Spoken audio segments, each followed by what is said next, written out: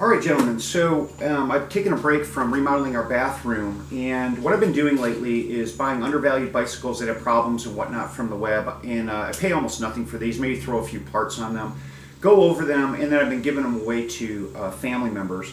However, this one is mine, and you can see it's a branded Modelo bike, and it's the only indicator, well, there is no indicator of actually who made this bike. If you're a bicycle enthusiast, you know that like Walmart bikes, REI, Dick's Academy, all those big box retailers, they sell a certain quality of bike, and they're fine, right, for the consumer market. 150 bucks, and you get a decent bike that'll get you down the road. I've got higher end bikes, and if you're an enthusiast, you know that if you go to a bike store, buy a different type of bike, everything is different. The tolerances are there and so forth. But we're in the sort of the $100 range here, and it's very evident in the parts and in fit and finish that's actually on this bike. Now, the paint job on this thing says I'm a drug dealer, and if you can't, appreciate that, then I can't help you with that. But I've been really enjoying riding this thing, but it has a problem. What's happening is the chain will derail at random intervals, especially when I put the power down. So when I give it power, I'll start to hear this creak in the drivetrain. It sounds like the chain, as best I can tell. And then I'll lose it, right? The thing will come flying off. And for a pure safety reason, if you're, say, like dad or uncle who's helping out a kid with a coaster brake bicycle and they're dropping the chain, that's a big deal, right? Because you don't have any brakes once this chain comes off. And I've gotten caught twice, zipping down a hill without brakes because I dropped the chain.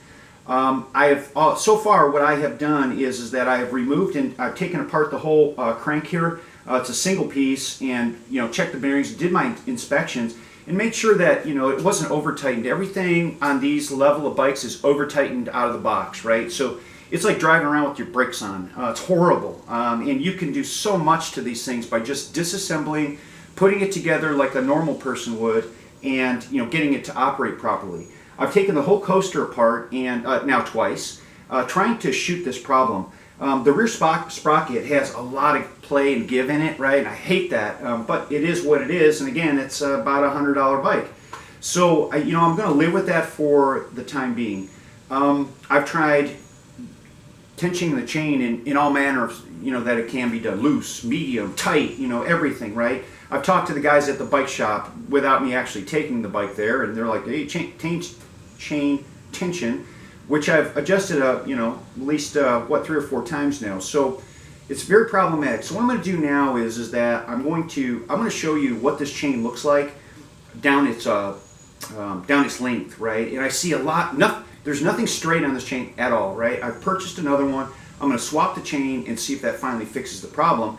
I also have not found any videos online that address this specific problem. And I think that there's probably a lot of guys having problems with this. So hopefully we'll come up with something useful for somebody to fix their bicycle. Okay, there I think is a reasonable shot of this chain down its length. It's about the best I can get out of this camera. But let me just rotate this slowly, right? And you'll start to see that it just has nothing in it that's straight. Hopefully you guys can see that. Or if you can't, we're going to assume that I am right because the camera wants to focus on one spot and one spot only. So I don't know if this has anything to do with it, but we're going to swap this chain out and see what we can do with that. It looks like it's poorly made. Okay, so just to cover the base of chain stretch, let's just demo that real quick just to make sure that we're all on the same page. So the chain, by all accounts, looks as though it's brand new. By all accounts, the bicycle had never been ridden, and the gentleman that I spoke with and actually bought it from, he said, the bike's never been ridden, I'm just trying to get rid of it, right? So that's how that went. But visually, it looks good, right? So if I take the chain stretch checker, I drop that in, this tab should not sink down into the link, and it does not. That's 0.5% is the first reading on there. And if I flip that over, that's even bigger stretch, so it's not going to go down. So it does not enter the chain link, which is what we're looking for on a new chain. So we're going to say that stretch is not an issue, at least in theory. Okay, so purchase this chain off the web. I've done this before. I usually get a good result. I think this one was about $13. I try not to get the cheapest or the most expensive, certainly, and for this bike, this is, I think, probably adequate. 1 speed, 1/2 inch by 1/8 by 116 links. So I'm going to have to shorten this chain.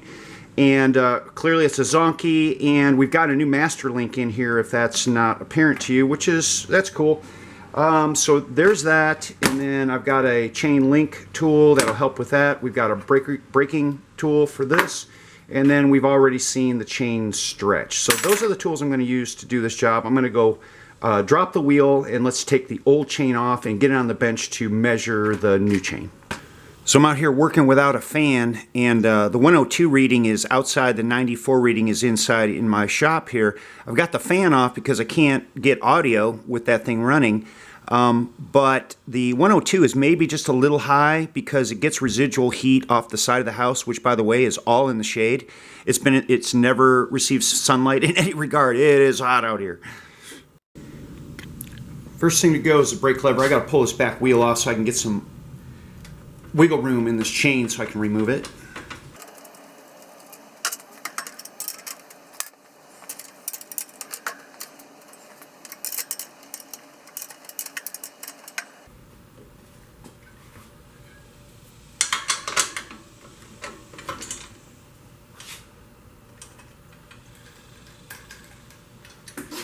Hopefully I can do this without making you guys seasick by wiggling around a lot. So here we go.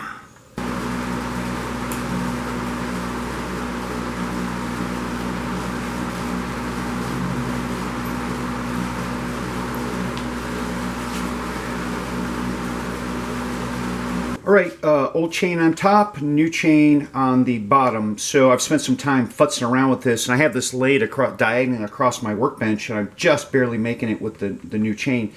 So what I've done is, by the way, the problem chain is labeled FSC. The new one, Zonky, says Zonky all the way down on all these links, right? So they branded it in this fashion. So I would say FSC. I'm going to pay attention to that in the future if I ever have to buy another chain. I'm just not impressed. This thing looks like it's been run over, and it's brand new, right? Okay, so I want to go ahead and get rid of this. I'm gonna exact length as is would be right here. So I carefully have laid this thing out and made sure, and this is so I don't lose track. And there it is. All right, so I'm gonna take that chain tool, break that chain right there, and reinstall. There's my mark.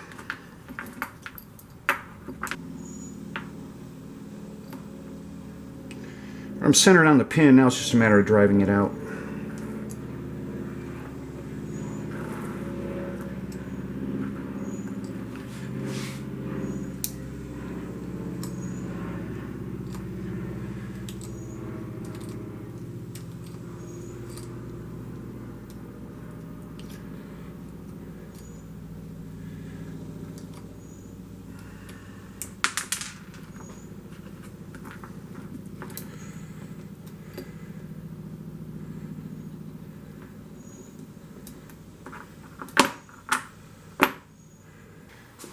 Okay, so if it wasn't evident when I was taking the chain apart with this tool, you could use like a needle nose, or even really pretty much anything that's in your box, right?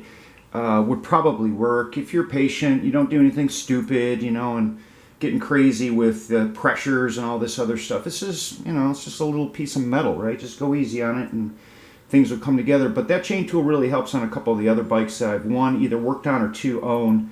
I've got myself a little fleet going on here, and they're all different and higher quality, and and so forth. So this is a pretty basic fix here.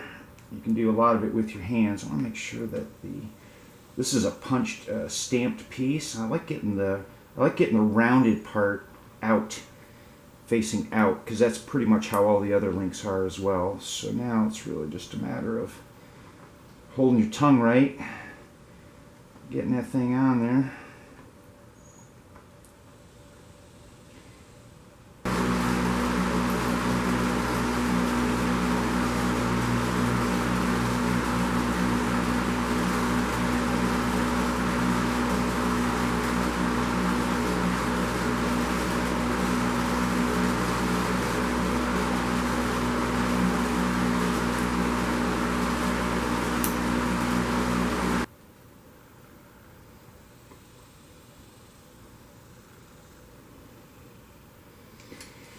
Good, install the wheel. take her for a test drive and see if this chain fixes this problem. I'm going to know right off as soon as I put the power down. So the wheel is rolling really good. I've got about a medium to loose tension on this chain, and I'm just going to monkey with it and see what happens.